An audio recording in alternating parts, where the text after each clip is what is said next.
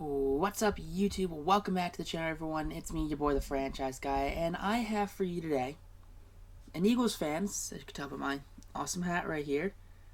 I'm, in fact, an Eagles fan. I am wearing a Clearwater Philadelphia Phillies shirt. Went to the Phillies game on Friday, day 2 of the draft. Well, this is my reaction and an Eagles fan, I guess just a general Eagles fan's reaction of the 2021 NFL Draft for the Philadelphia Eagles. In round 1, the Eagles select wide receiver DeVonta Smith out of Alabama. I'm going to give that an A rating right there for the Eagles. Big need this offseason was receiver, linebacker, defensive back. Well, in the first round, they got the third best receiver, depending on how you want to put him. Could be second best, could be third best. I had him second best behind Ja'Marr Chase. Some people had him third best behind Waddle and Chase. But when I look at their stats, when I look what they've done in their careers, Smith, 22 years old, roughly 300 catches, only 7 drops. Ja'Marr Chase, about 150 odd catches, well, higher down, maybe 175 top range. It's like 156 is what his catch rate is. 20 drops. There's that. Jalen Waddle. I like Jalen Waddle. He's a burner, but I think he's just kind of what they want Jalen Reagor to be. Jalen Waddle has the same skill set as Jalen Reagor, and if you draft Jalen Waddle, you give up on Jalen Reagor. So I think DeVonta Smith, definitely an A rating for that draft right there. Definitely has what the Eagles need, a number 1 wide receiver. Definitely the best receiver since... definitely the best drafted receiver since Jeremy Maclin, but definitely overall skill set, talent-wise, he's faster than Alshon. He's faster than Maclin. He's got more height than Deshaun. So he's probably the best receiver the Eagles have, just talent-wise, since Terrell Owens. Who you got to throw in there? Who's going to compete with 6'1", 170, 180, 160, however you want to weigh him at and as. 6'1", $150, or $165, whatever you want to put him in as weight-wise. Not much bigger than Deshaun Jackson's weight, but you're going to get, what's Deshaun, 5'10", so you're getting 3 extra inches on Deshaun, which was his biggest problem was his lack of height because he was neutralized in the red zone. So you're going to have Deshaun, prime Deshaun, without the red zone negative, and DeVonta Smith. So definitely a number 1 receiver, which I think will also help Jalen Reagor move him into the slot, because Reagor, not an outside wide receiver. Just got to put him in the slot. Maybe you'll look with someone else, may kick Reagor over the 2, but he's not an outside receiver. Put him in the slot, put him over the middle, let Smith go downfield, fill that prime Deshaun Jackson role, give Jalen Hurts someone to throw to. In the second round, not a very sexy pick. Not a very sexy pick at all. And with the 37th overall pick in the second round, Landon Dickerson, the guard center out of Alabama. So 3 Alabama players in the last 2 years. You had, I guess, technically Jalen Hurts was an Oklahoma Sooner when they drafted him, but former Alabama quarterback to a receiver he threw to in DeVonta Smith, and an offensive lineman that blocked for him, and Landon Dickerson.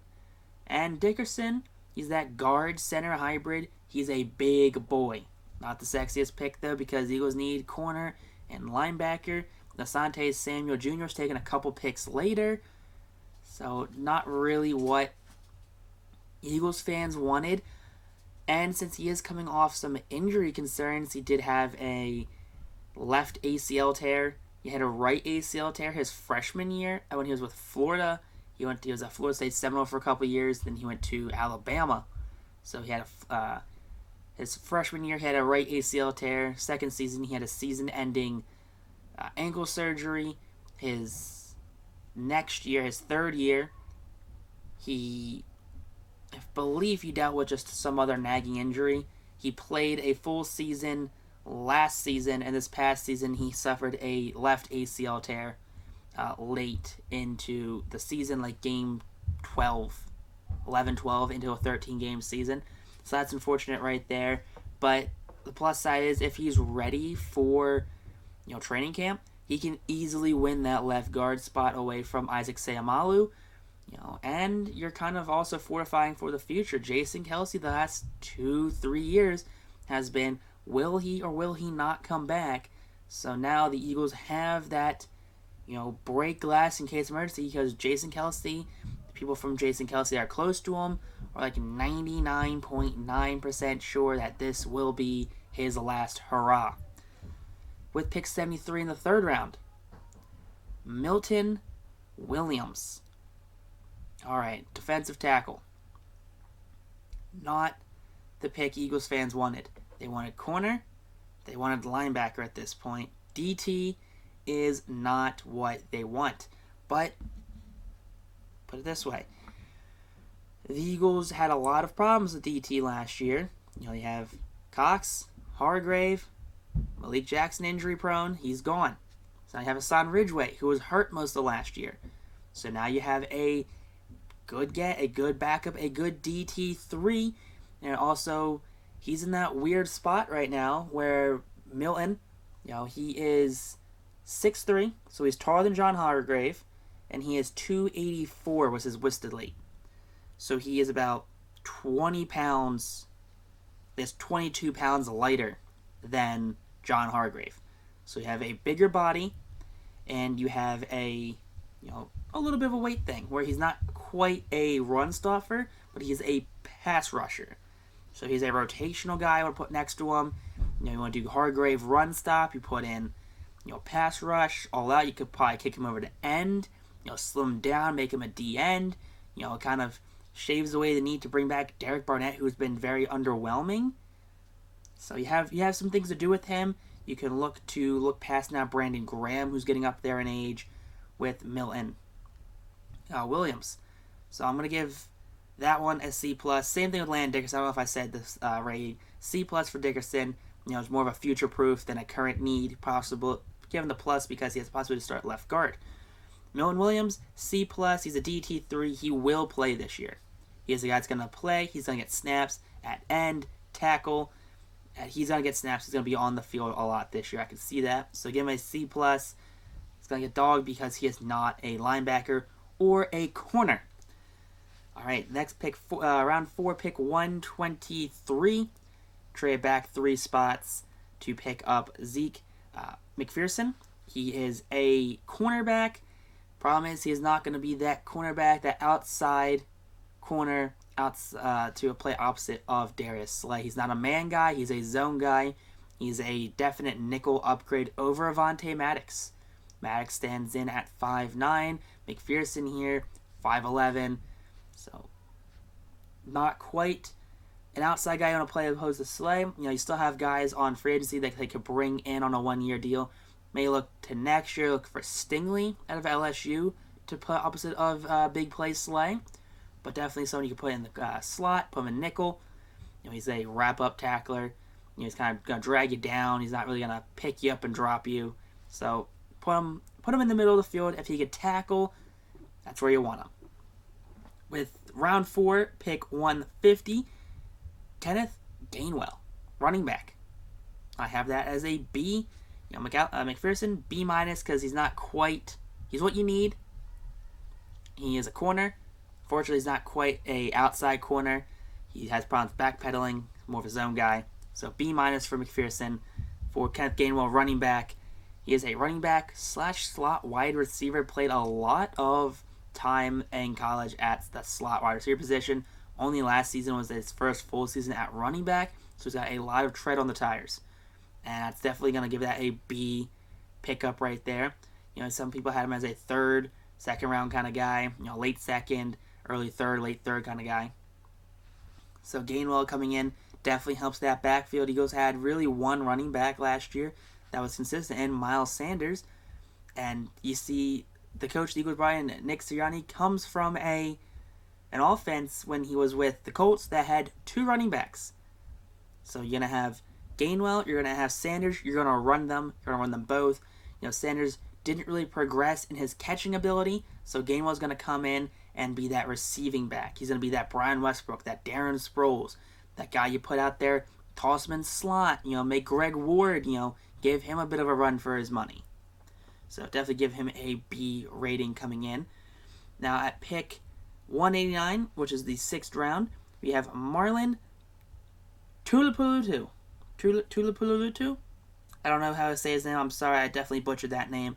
I'm going to get his jersey because that is an awesome name to have on a jersey. He is a defensive tackle right there. I'm going to give that a B. Now, hold the phone before you hit that dislike button.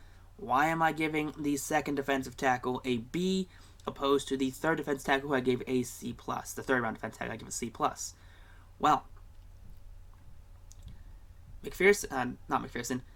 Marlon, not a pass rusher. Not a very sexy defensive tackle. He is a big boy. He will go up there. He will take two linemen, and he will stuff that run. He is your run stuffer right there. He's the kind of guy you put him in goal line stance. Put him right up the middle. Put him right next to Fletcher. You have Milton.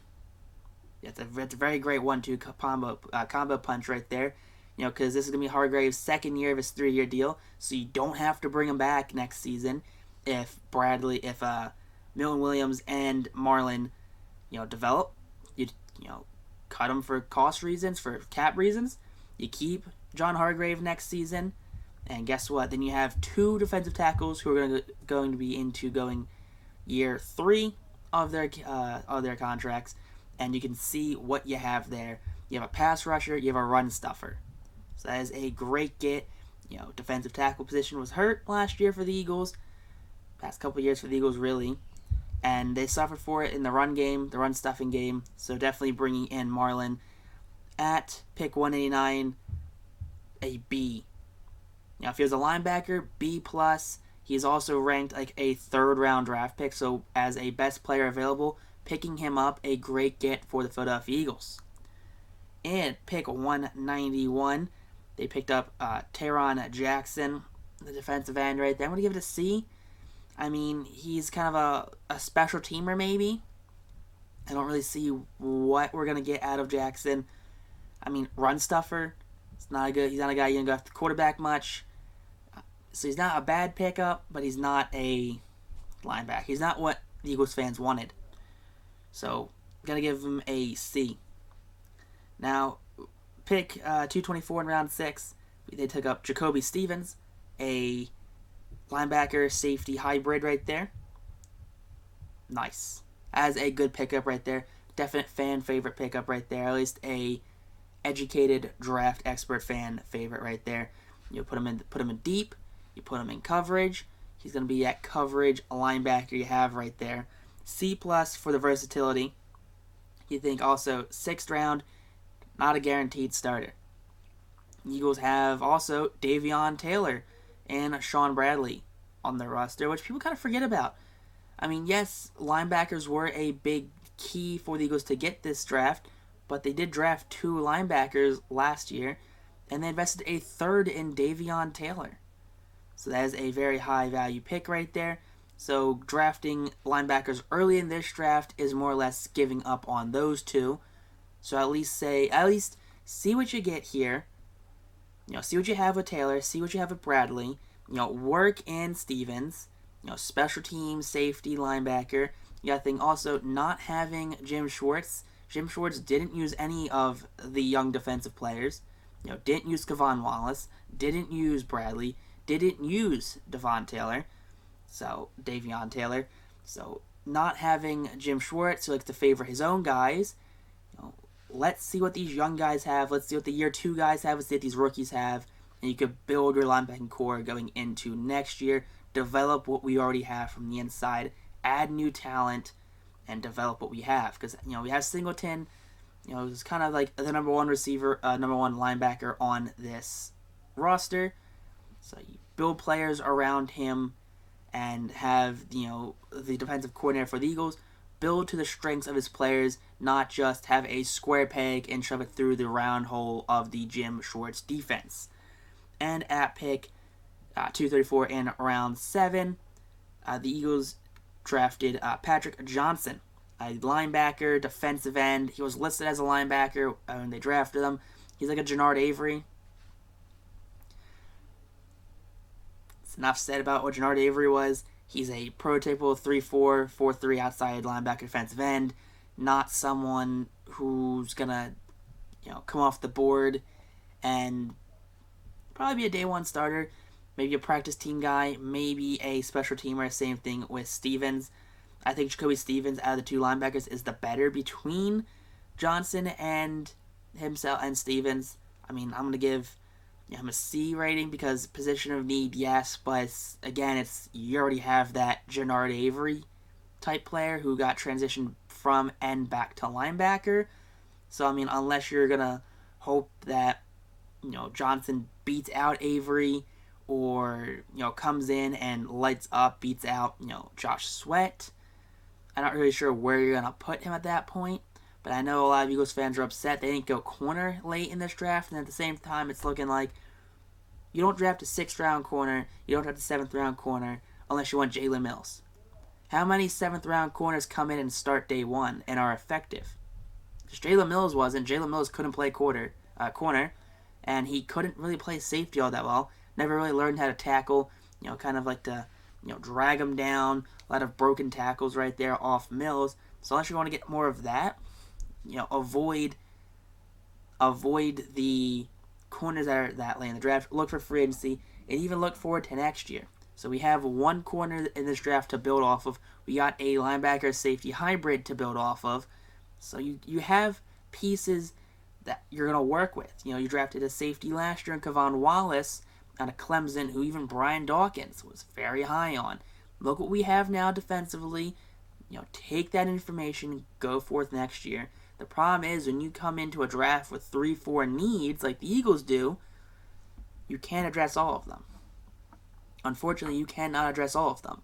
You could say, okay, well, they only drafted one receiver this year. Okay, why? Well, they drafted how many last year? Drafted Quez Watkins, John Hightower, Jalen Reagor. That's 3 receivers right there.